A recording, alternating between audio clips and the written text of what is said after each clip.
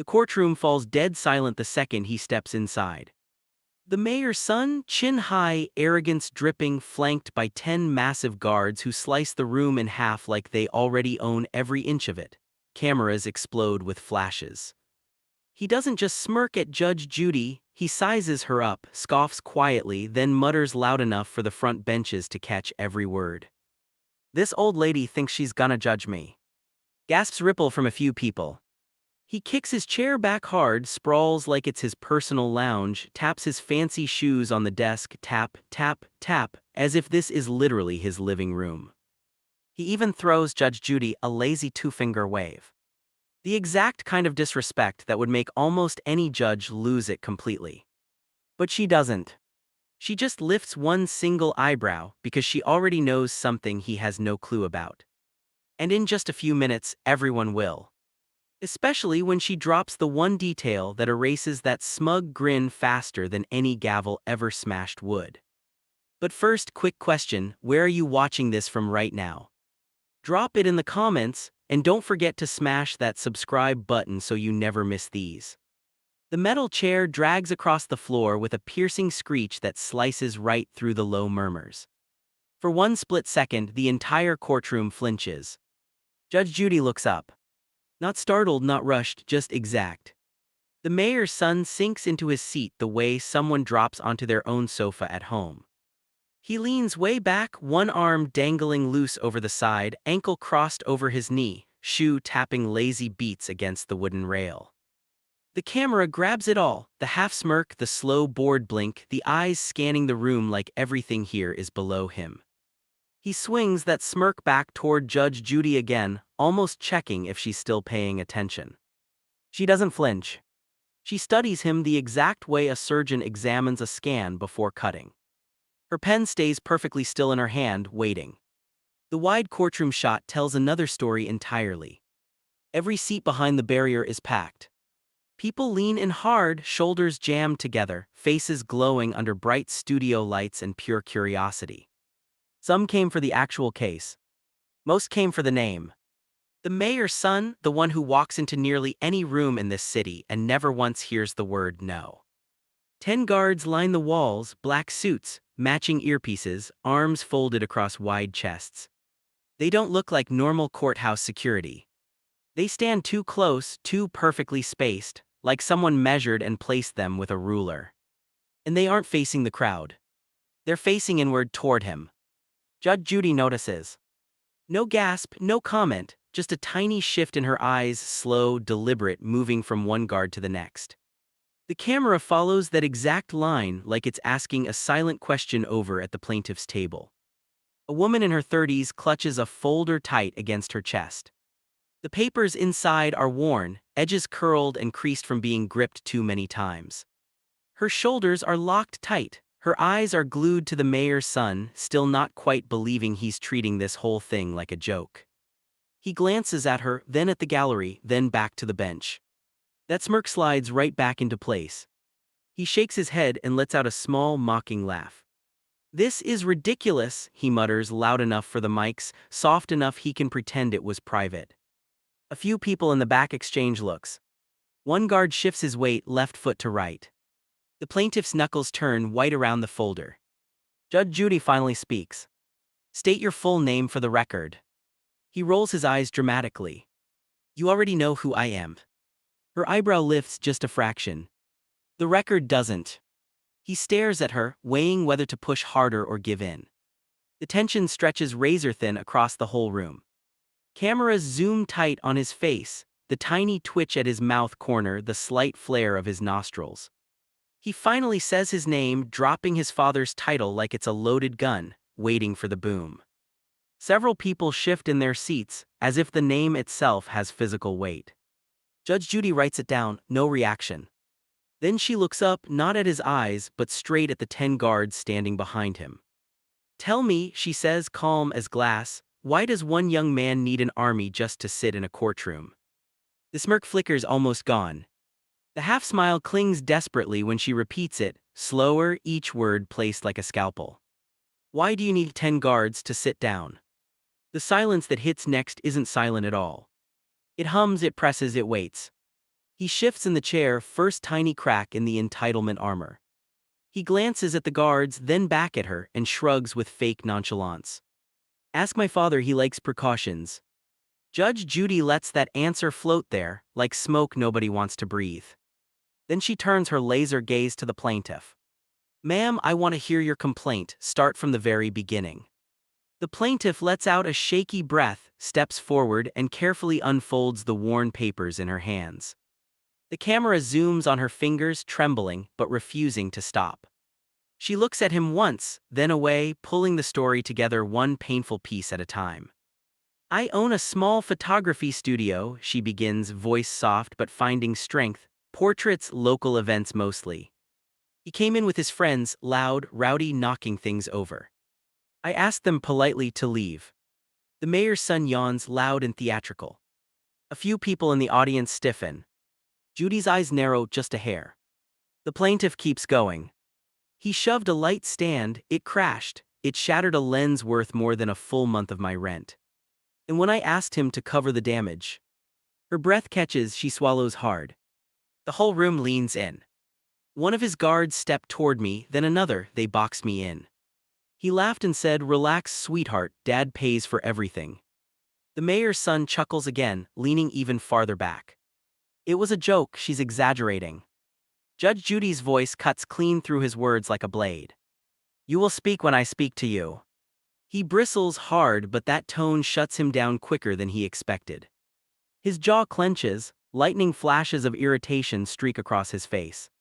The plaintiff nods, grateful, and continues. I called the police, they never came. The report was closed before anyone even stepped foot in my studio. A wave moves through the gallery, soft gasps, exchanged glances, the slow dawn of what this story really is. Judge Judy doesn't flinch outwardly, but her pen stops dead. She looks at him again, this time with scrutiny sharp enough to strip paint. You felt this complaint was beneath you, she asks quietly. He lifts his chin, shrugs. It is beneath me, look at this, you really think my father has time for? Your father is not on trial, Judy cuts in. You are. His smirk flickers, a tiny, involuntary nervous twitch he didn't mean to show. Behind him, one guard adjusts his stance, subtle. Too subtle for most people. Not subtle enough for her. Judy leans back just slightly, eyes sliding once more across that perfect line of black suits, watching how they move. Not like bodyguards. Like men trained to obey orders, not think. Then she turns back to the mayor's son. I have one question, she says, firm but quiet. Why did your father insist on sending 10 guards for a civil complaint he supposedly thinks is insignificant? This time the smirk doesn't just fade. It drops. The question doesn't land, it slams. Heavy enough that the air itself tightens. Even the guards' statues until this second stiffen in perfect unison, like they just accidentally admitted something. The mayor's son blinks once, twice. That effortless arrogance he walked in wearing starts to wobble, like someone yanked the string holding it up. Judge Judy waits. No rush, no push. Just letting the truth squeeze him from the inside. He leans forward, elbows on the desk, trying to glue the smirk back together. You're reading way too much into it, he says. My father likes security, that's literally all. Judy's eyes drop. Studying him now like a detective watching a suspect who suddenly talks too much. She flips one page, then another. The crisp sound echoes. Interesting, she says so quietly it's almost gentle. Because the plaintiff's statement says your guards acted less like protection and more like participants. A ripple races through the audience. One guard straightens his tie. Another shifts half an inch. No more. But enough. Enough for her. The plaintiff steps forward again, clutching a manila envelope now. Edges soft, corners worn, carrying proof longer than any person should have to. She clears her throat, voice steadier. I brought photos, she says, not only of the damage but of how he and his men behaved. The mayor's son laughs too loud this time. Oh please, she's obsessed, probably tailed us with a camera. The plaintiff doesn't even glance at him. She hands the envelope to the clerk with one shaky exhale. The clerk carries it to Judy. Judy opens it with that same calm precision she uses on every truth. Several glossy photos slide onto the bench. Camera zooms, Judy's face unreadable but locked in. Then it cuts to the mayor's son, trying not to react and failing. Because those photos show it clear as day, the guards in a tight inward triangle not shielding him from the public but controlling everything around him. A strategy, a human wall, built to intimidate. Judy turns the top photo around so the whole courtroom can see. Gasps scatter like spilled coins. The plaintiff's studio frozen in chaos. Toppled lights, shattered glass. Guards blocking her path while the mayor's son leans against the wall laughing, phone in hand, way too casual, way too comfortable. He swallows hard, throat jumping. The smirk is history now. Replaced by something twisted, confusion, anger, the first threads of fear. Judy speaks low, disappointingly calm. Mr. Hartwell, this photo already contradicts everything you've said. He jerks upright. My testimony, I haven't even given it yet. Judy cuts through every word, every laugh, every dodge he's tried. He opens his mouth. Nothing comes. Then she lifts the final photo, the one she hasn't shown yet, and her eyes settle on him like sentence about to be passed. You were not supposed to be at that location, were you? His face drains white. The courtroom holds its breath. And the ground under this case finally starts to shift. The color is still fading from his face when the courtroom drops into an unnerving hush. As if every single person feels the floor tilt under this whole case. Judge Judy doesn't raise her voice, doesn't lean forward. She just sets that final photo down on the bench, one quiet tap that rings louder than any gavel could. Mr. Hartwell, she says, tone perfectly even, tell me again, why exactly were you at the plaintiff's studio that afternoon? His mouth opens. Nothing comes out. A flash of pure panic streaks across his face before he smothers it with fake bravado. I already told you I was with friends, we were just. No. Judy cuts him off clean. You told me you were invited. Yet this photo was taken at a location where you had zero appointment booked, no record of any communication with the business, nothing. The plaintiff watches him, hurt mixed with steel in her eyes. Her hands twist together like she's bracing for the next lie. He shifts in his seat, darts a quick look toward the guards for some kind of backup, but none of them meet his gaze anymore. Their stone-cold professionalism suddenly looks fragile. Judy flips the photo over, revealing handwriting on the back, a timestamp verified straight from the studio's own system. You claimed you were clear across town when this all started, she continues, calm and relentless. Yet this timestamp puts you right there, 30 full minutes earlier than what you told everyone. A low murmur rolls through the gallery. The son's jaw locks so tight you can almost hear his teeth grind. That timestamp means nothing, he snaps, fingers drumming fast against the desk. Anyone could've. Judy lifts one eyebrow, meaning the plaintiff, who has zero reason to fake evidence, or your guards, who look unusually in sync for men who, according to you, were just casually hanging around while you browsed a small shop you never scheduled. The guards shift again, synchronized, uncomfortable now. Their perfect line wavers for the very first time, like dominoes nudged just enough to threaten the whole row. Judy studies that tiny break. That reaction tells me everything I need to know, she murmurs. The mayor's son jerks upright, anger flaring bright to hide the fear underneath. This is ridiculous, you're assuming you're twisting every single thing I say. No, Judy replies evenly, your story is twisting itself. She places the photo neatly beside her notes and nods toward the bailiff. A man steps forward from the back, someone nobody even noticed slip in. He looks nervous but steady, clutching a thin folder. Judy gives him the go-ahead with a small nod. I was there, the man says quietly. Across the street, I saw the whole thing and I have proof. The mayor's son whips his head around, shock exploding across his face like a spark. Who is that? He's lying, I've never seen him before in my life. But the witness doesn't flinch. He opens the folder, revealing a stack of printed images, clearer, closer, time-stamped with digital precision that doesn't belong to the plaintiff. The whole room sucks in a collective breath. Judy signals the bailiff to bring them up. She scans the photos briefly, expression blank, then lifts one and lets it fall face up on the bench. The courtroom leans in hard. The mayor's son doesn't. He thinks. Because the photo shows him stepping out of a black SUV at a time he swore he was nowhere near. And worse, his father standing right beside him, hand clamped on his shoulder, talking fast and urgent, not protecting, directing. Judy locks eyes with the son now, gaze calm but razor sharp. Your story was already shaky, she says. This breaks it completely. He shoves his chair back, breathing ragged. This is taken out of context. My father was just. Your father knew you were there, Judy finishes for him. Her voice softens, which somehow makes it cut deeper.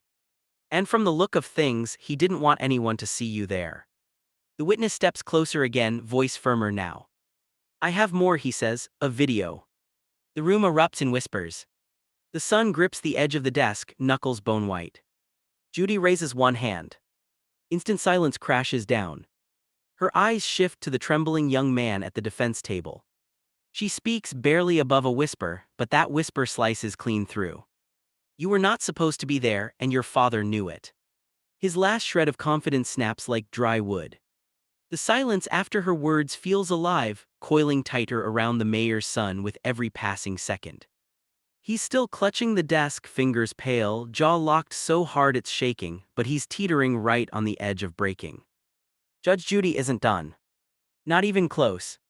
She adjusts her glasses, glances at her notes, then lifts her eyes back to him with a calmness that almost feels kind, until she speaks. Mr. Hartwell, you lied once about why you were even there, she says, tapping the photo twice. Her gaze rises slowly.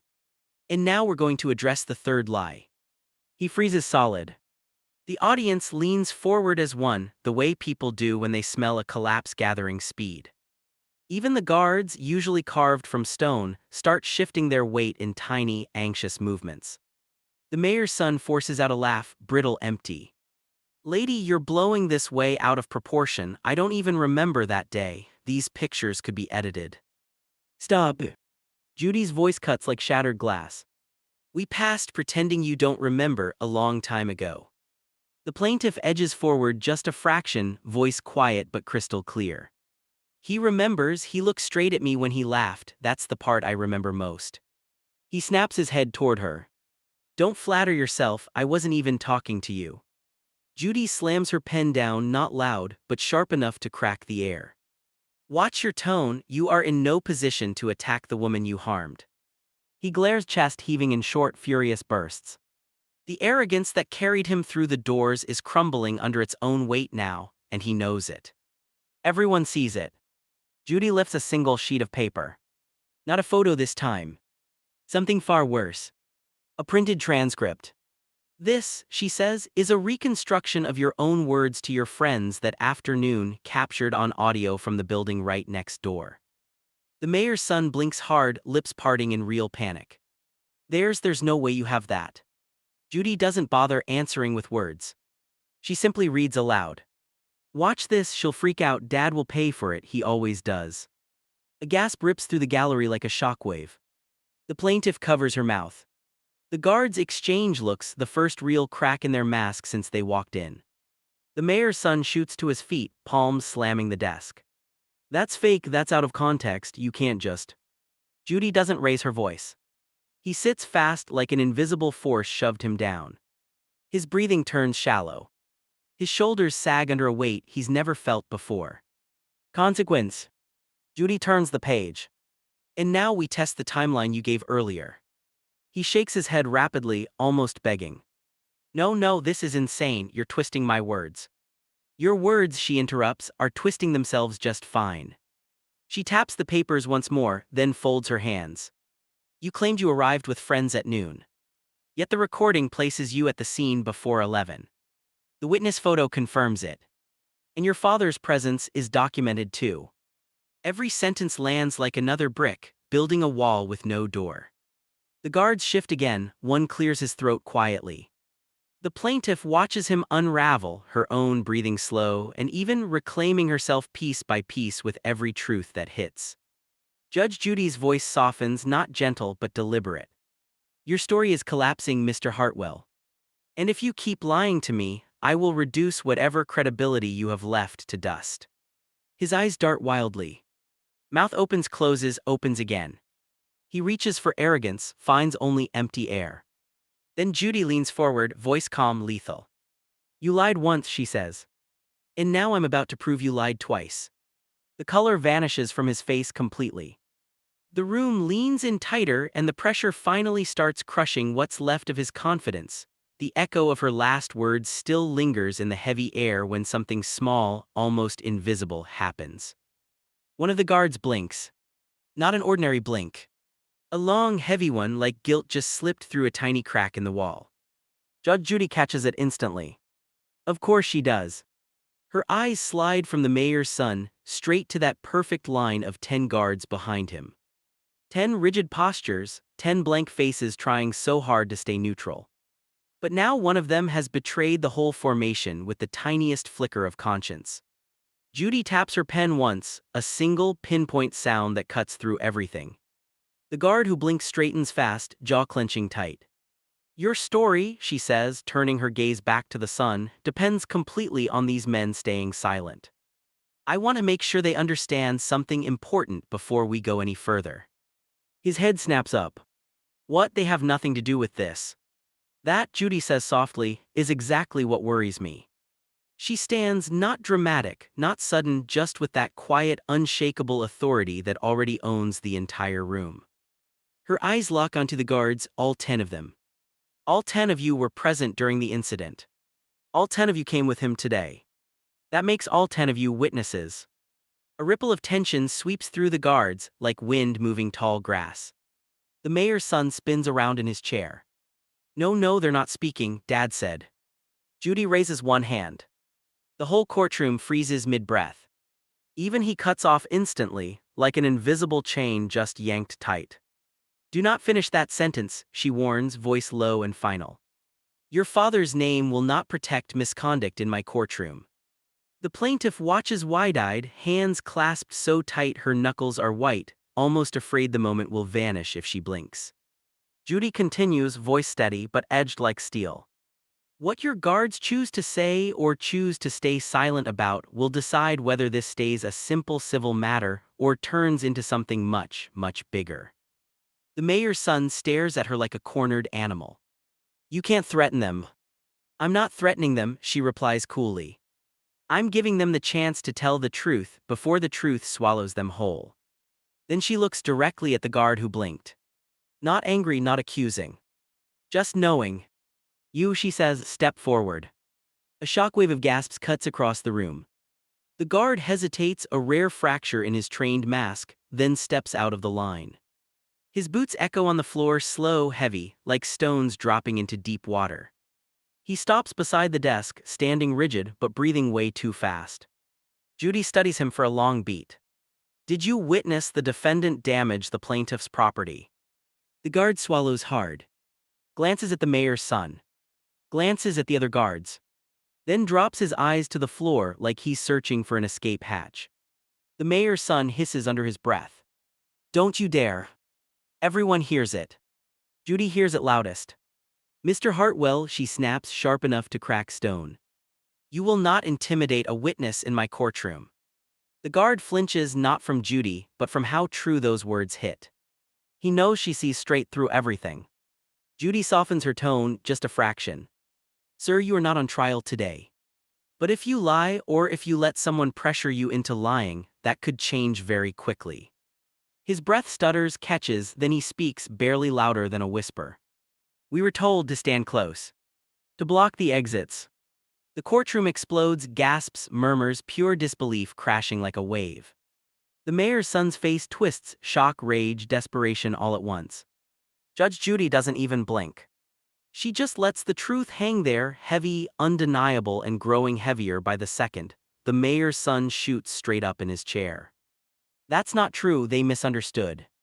Judge Judy slams her gavel once. The sound cracks like thunder, and silence hits even harder. No one misunderstood, she says, voice slicing clean like a blade. You used those guards to intimidate a civilian. And now your own men are finally telling the truth. You worked so hard to bury this. The guard who first blinked stands there, torn between fear and something like relief. carrying this burden way longer than just today. Judy steps closer, voice dropping low. Answer me plainly. Who gave the order to block the exits? He closes his eyes. Lips tremble. Then he speaks. It was him. The mayor's son's chair scrapes back violently. You traitor. But Judy's voice cuts straight through the storm, steady, ice-cold, absolute. Enough. She turns back to the guard.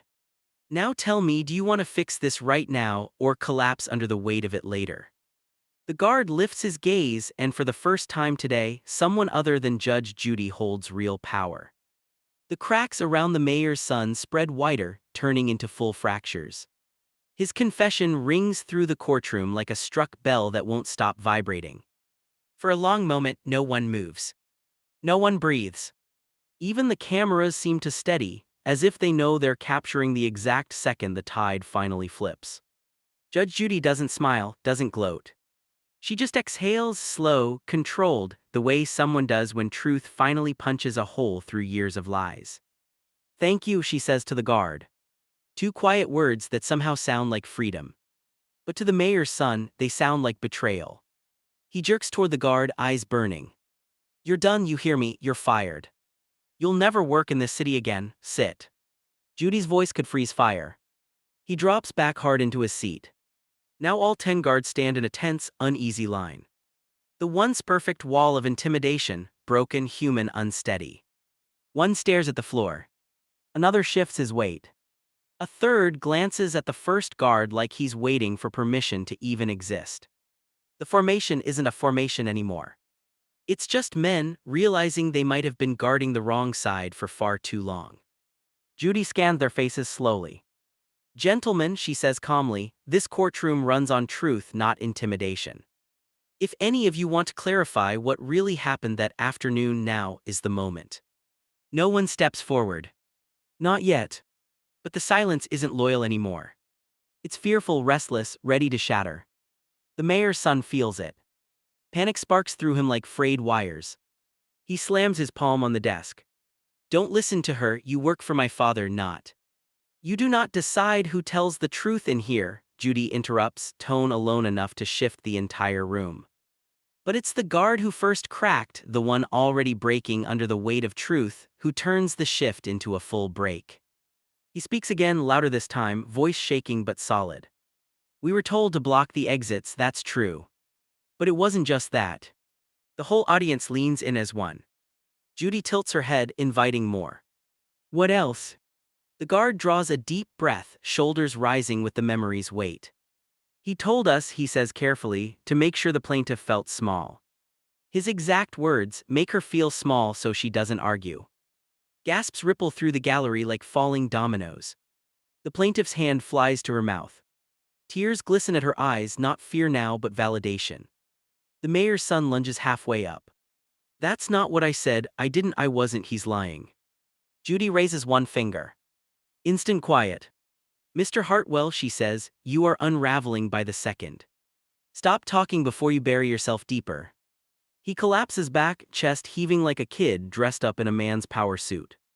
Suddenly, no audience left to cheer him on. Judy turns back to the row of guards.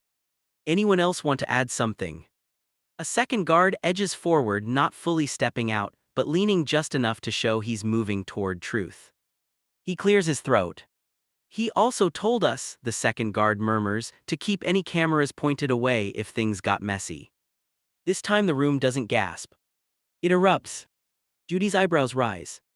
So, the defendant instructed you to obstruct potential evidence.